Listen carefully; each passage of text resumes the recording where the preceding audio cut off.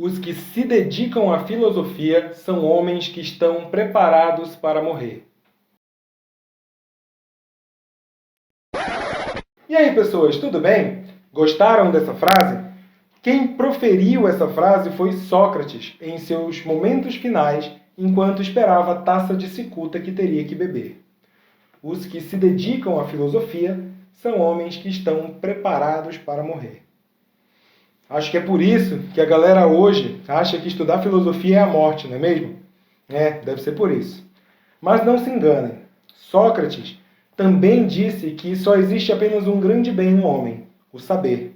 E, portanto, apenas um grande mal, a ignorância. Então, não sejamos ignorantes como certas criaturas por aí e vamos aproveitar o nosso tempo para estudar e aprender cada vez mais, desenvolvendo o maior e mais precioso bem que a humanidade tem, o saber. E a filosofia é muito, mas muito importante nesse processo. Então, continua aí e vamos conhecer um pouco mais sobre Sócrates.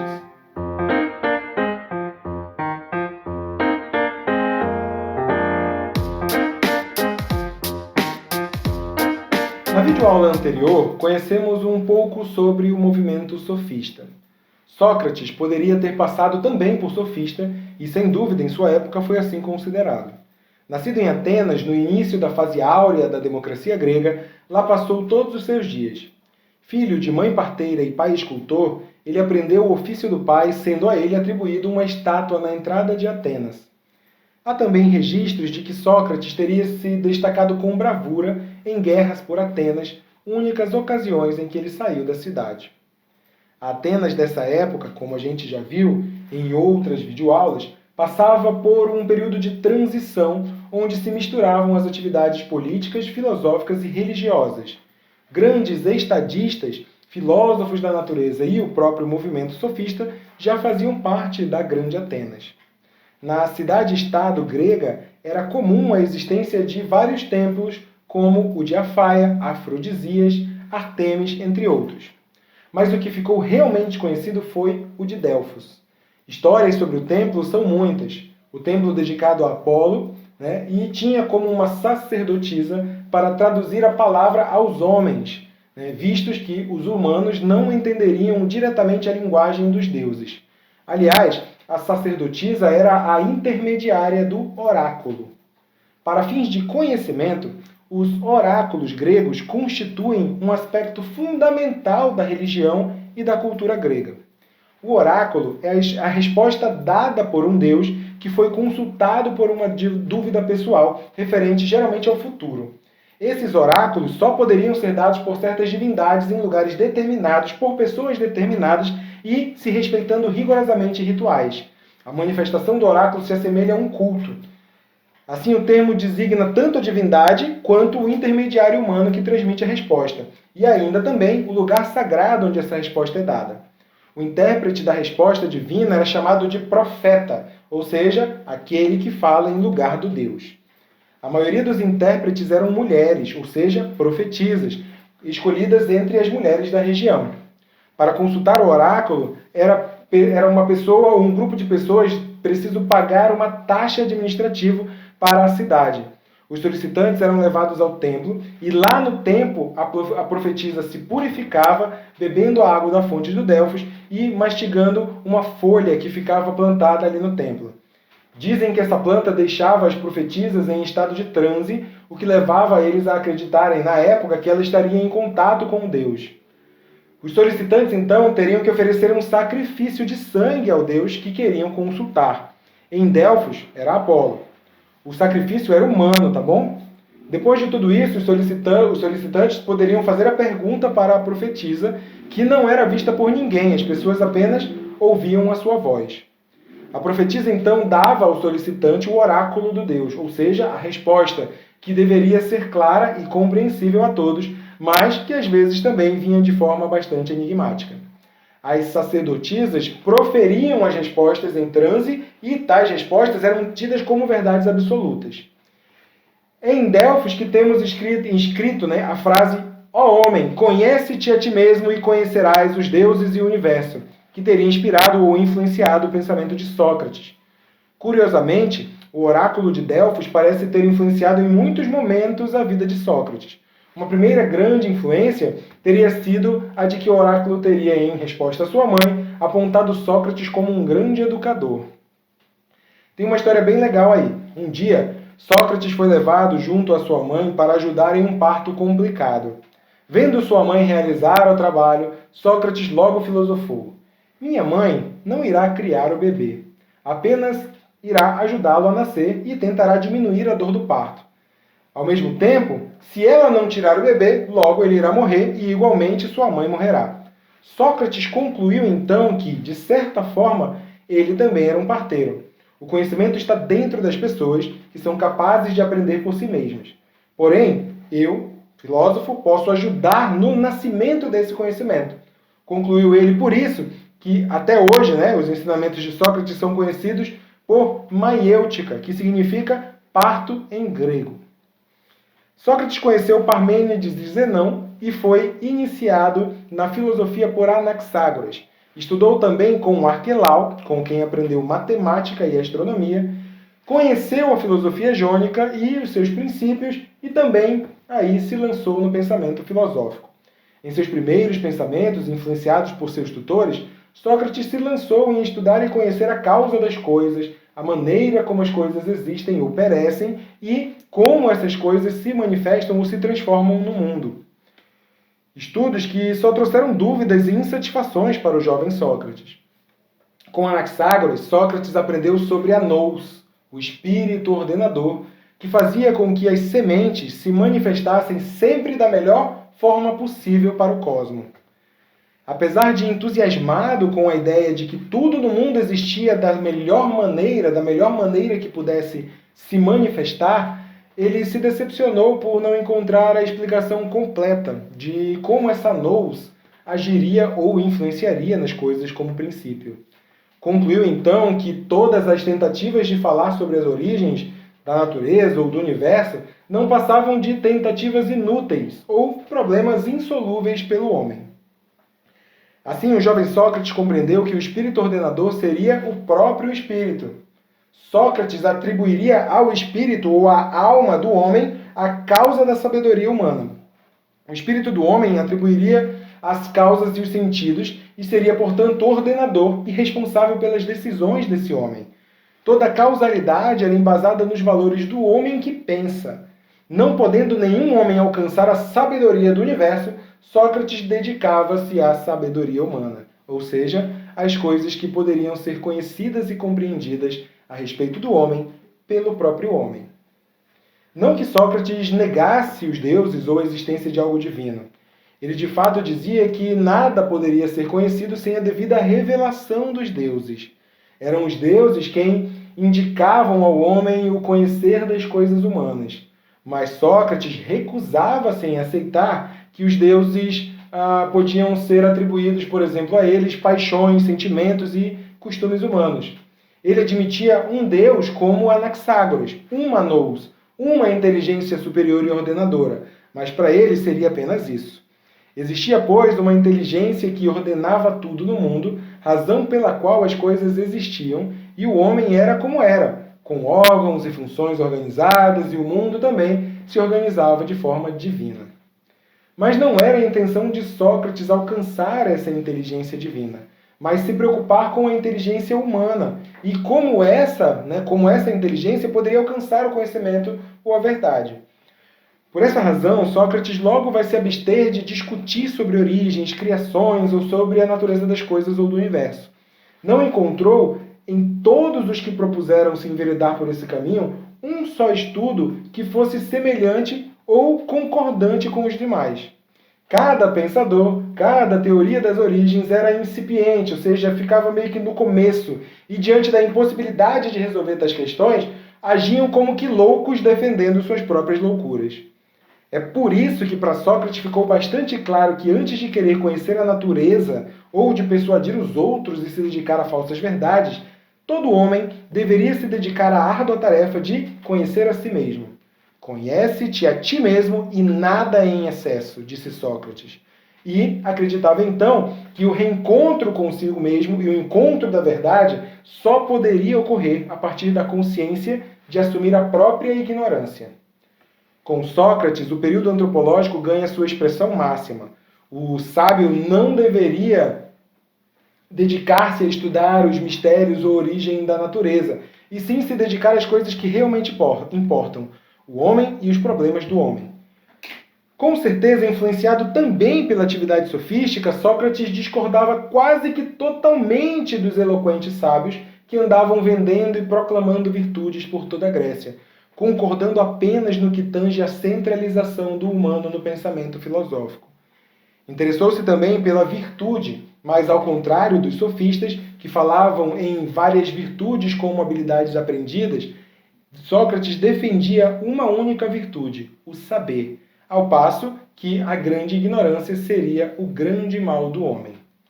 Mas a ignorância de que Sócrates falava era aquela escolhida como posição de menosprezo ao conhecimento.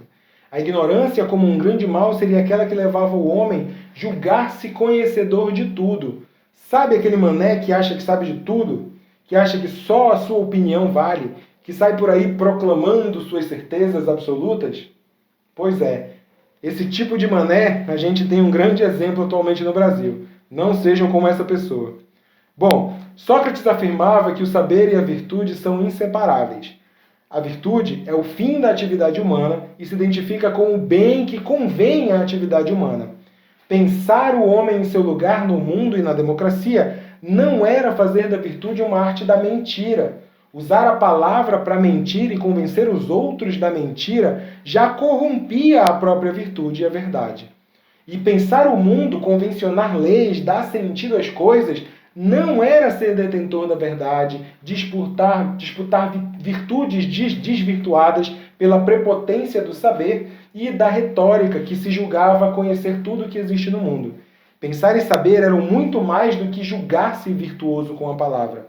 Era essa a crítica que Sócrates fazia aos sofistas. A virtude não deveria ser uma técnica aprendida, em si algo próprio da natureza humana.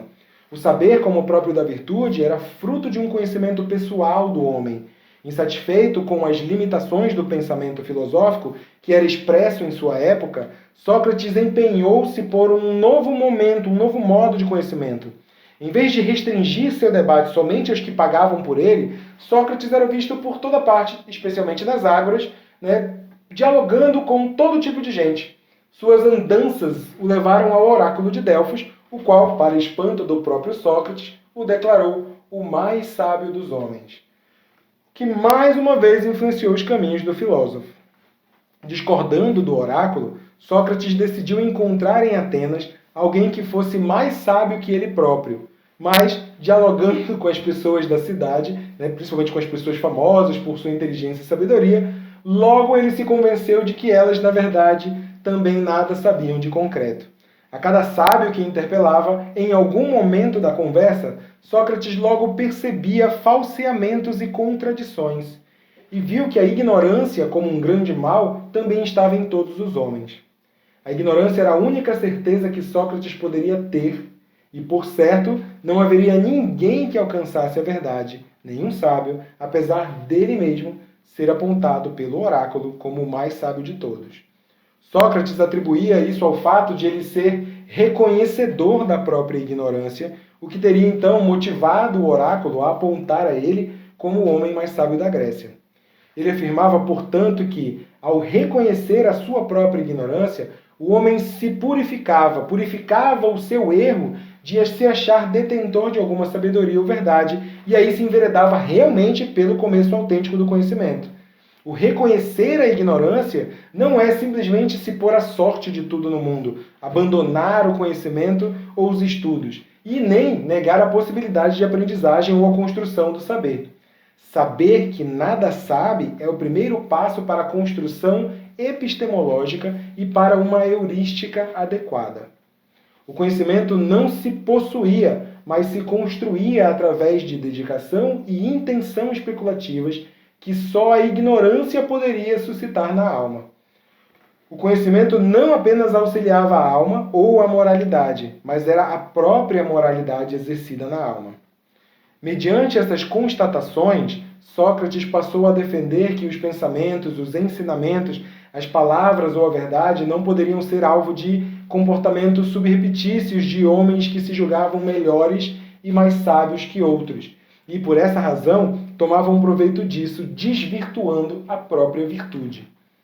Os pensamentos e os conhecimentos eram responsabilidades daqueles que os pensavam e não poderiam apenas serem repassados. Sócrates passou a defender avidamente que cada homem poderia pensar por si e chegar à sua verdade através do conhecimento do seu próprio pensar, ou seja, através do conhecimento de si mesmo no ato e exercício de pensar. Contudo, essa verdade era apenas uma opinião individual da verdade. E essa opinião da verdade não alcançaria a verdade. A verdade deveria transcender as individualidades e só poderia ser alcançada através do conceito ou da essência, pensada como o que cada coisa é em si, por si, na sua forma mais pura e perfeita, na sua melhor forma de existência. O Logos e o Nomos eram os dois grandes atores desse processo. Através do Logos, ou seja, do discurso, o Nomos, o conceito ou nome das coisas, era posto em diálogo, característica principal do seu método. O conceito ou a essência deveria ser o objetivo de todo pensamento que busque transcender as individualidades e alcançar a verdade.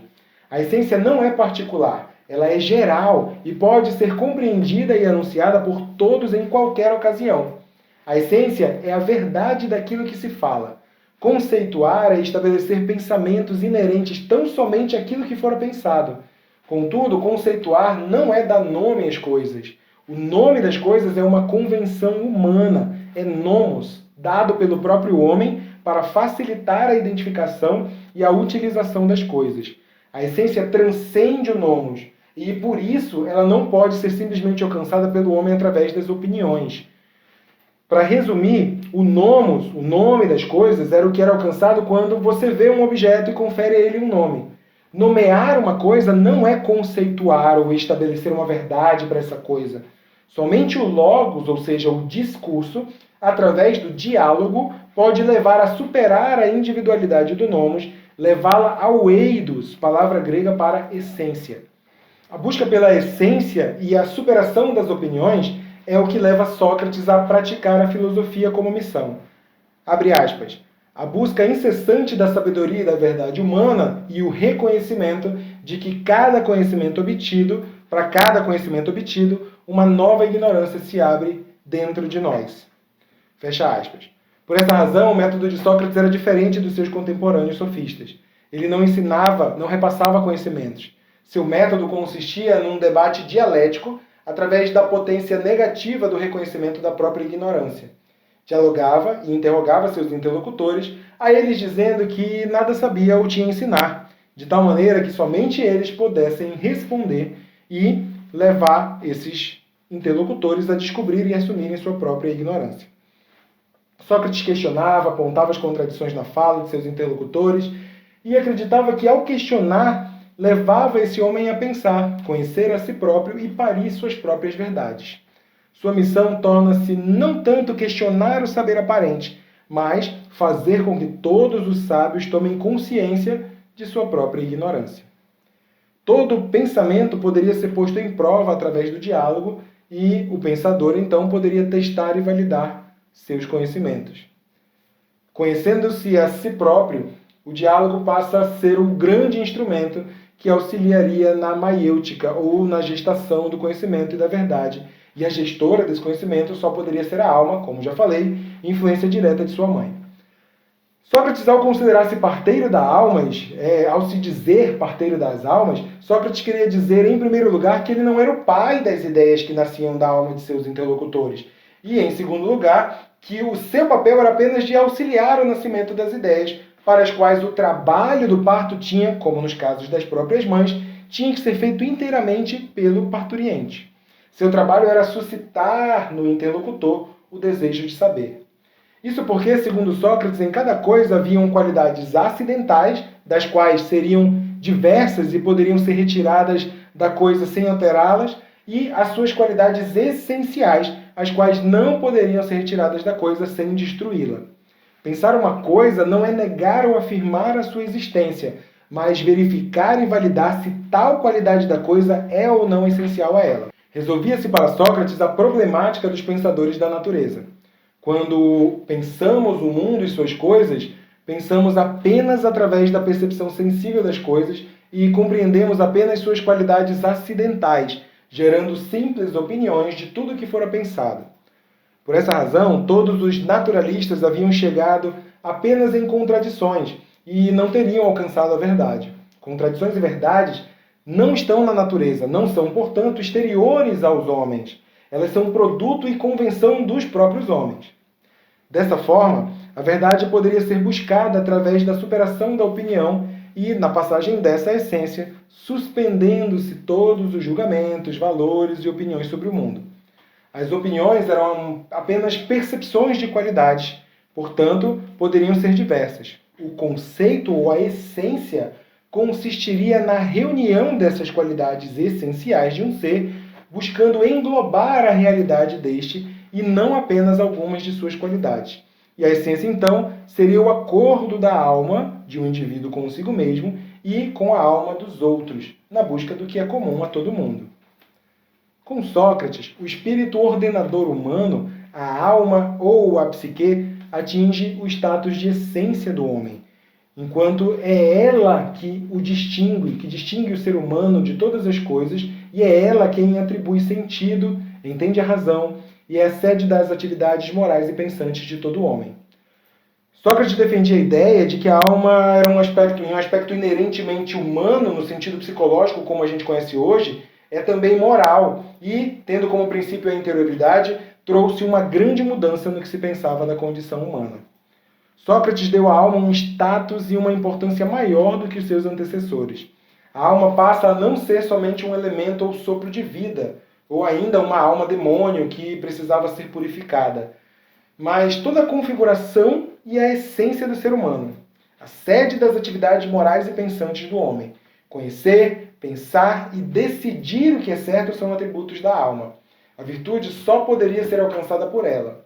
Os valores não são considerados se forem usados como conhecimento pela boa alma em função dessas. O nous, de Anaxágoras, é entendido não mais como divino, mas como humano e essencial ao humano. Sócrates atinge o auge de sua filosofia. Assumindo humildemente a própria ignorância, iniciaremos o caminho para o conhecimento, possibilitando assim cada um cuidar de si mesmo e da alma. Conhecer-se é conhecer e cuidar interiormente a alma para que ela seja nada mais do que é da sua natureza de ser, boa e perfeita. Assim, feliz o homem que da alma conhecesse e com ela fizesse dos conhecimentos boas obras e bons valores. O sentido da máxima do conhecer a si mesmo é encorajar o indivíduo a tomar consciência do que há de nele mais superior aos seus gostos, às suas paixões e aos seus interesses pessoais. Conhecer a si mesmo é a faculdade da alma em penetrar no interior de si, ultrapassar o que é particular e alcançar a natureza essencial que cada um tem dentro de si, idêntico a todos os homens. Tão logo as ideias de Sócrates foram espalhando-se pela cidade, ele ganhava mais e mais discípulos. Logo, Sócrates começou a fazer vários inimigos, assim causando uma grande intriga. Como um homem poderia ensinar de graça e pregar que não se precisavam de professores? Como que os jovens poderiam acreditar em Sócrates, que dizia que não deveria ensinar nada, não dizia ensinar nada? Essas eram as indagações dos gregos e dos sofistas. Por suas atitudes e seu pensamento, Sócrates é culpado do crime de não reconhecer os deuses reconhecidos pelo Estado e de introduzir divindades novas. Ele é ainda culpado de corromper a juventude. O castigo pedido, a morte. Seus acusadores foram Anito, Meleto e Licon. Mas o tribunal que julgou Sócrates não condenou diretamente à morte. Eles sabiam que se condenassem diretamente à morte, milhares de jovens poderiam se revoltar. Condenaram então Sócrates a se exilar para sempre ou lhe ser a língua cortada, impossibilitando assim de ensinar aos demais.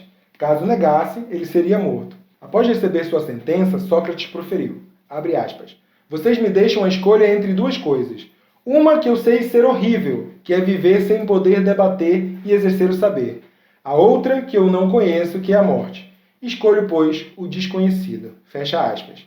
Sócrates ainda se dirigiu aos seus condenadores e disse-lhes que era grato e que os amava, mas que obedeceria antes aos deuses do que a eles, pois, enquanto tivesse um sopro de vida, poderiam estar seguros de que ele não deixaria de filosofar.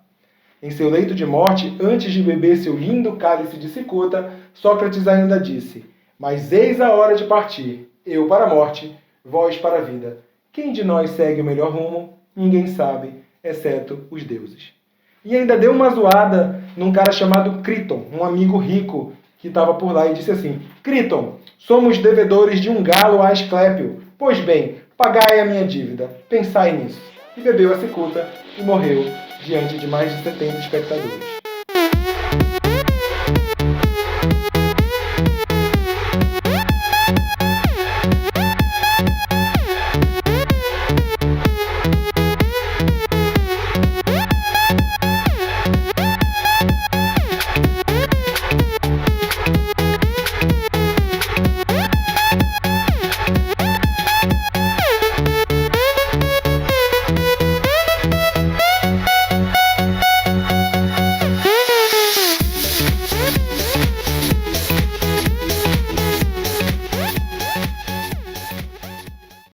Sócrates nada escreveu. Muito de sua vida e de seus ensinamentos só puderam ser conhecidos através de seus diálogos escritos por Platão, seu maior discípulo, que fez de Sócrates o protagonista de quase todos eles. Por tudo isso, Sócrates representa não apenas uma filosofia grega, mas toda uma mudança nos rumos do pensamento filosófico. Mesmo com as dúvidas levantadas sobre a validade ou credibilidade de seus ensinamentos, descritos nos diálogos de Platão e em outras fontes, é com Sócrates, ou a partir dele, que se registram mudanças e novidades no pensamento filosófico grego e se consideram aí perspectivas de antes e depois de sua atuação em Atenas.